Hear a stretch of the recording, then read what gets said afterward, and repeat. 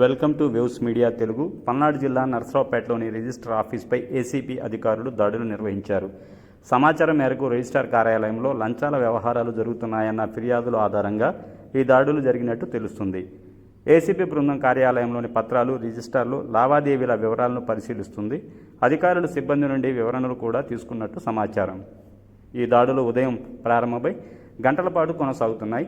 వివరాలు ఇంకా అందుబాటు రావాల్సి ఉంది. నర్సరావుపేట పట్టణంలో ఈ దాడులతో అధికార వర్గాల్లో కలకలం రేగింది.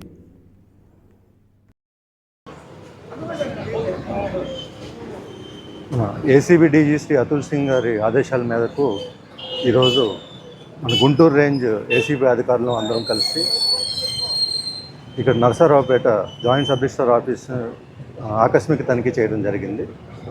ఇది లోపలికి వెళ్ళి ఎంప్లాయీస్ని, అలాగే లోపల కొంతమంది డాక్యుమెంట్ రైటర్స్ కూడా ఉన్నారు, వాళ్ళని చెక్ చేయడం జరిగింది.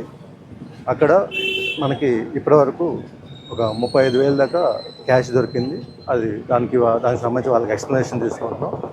అలాగే ఇంకా సెర్చెస్ జరుగుతూ ఉన్నాయి, ప్రొసీడింగ్స్ కూడా జరుగుతుంది. ఇది తదుపరి ఏంటనేది ఇక చెక్ చేసి చూస్తాం. నర్సరావుపేటలో ప్రధానంగా చూసుకుంటే టోకెన్ పద్ధతిలో రిజిస్ట్రేషన్ అది సాయంత్రం ఆఫీస్ అవర్స్ అయిపోయినాక అక్రమాలు మేము రికార్డ్స్ అన్ని పరిశీలిస్తున్నాం. ఇప్పుడే మేము స్టార్ట్ చేస్తాం కాబట్టి కొంత టైం పడుతుంది. ప్రస్తుతానికి మీకు ఇన్ఫర్మేషన్ కోసం ఇచ్చారు. Thank you.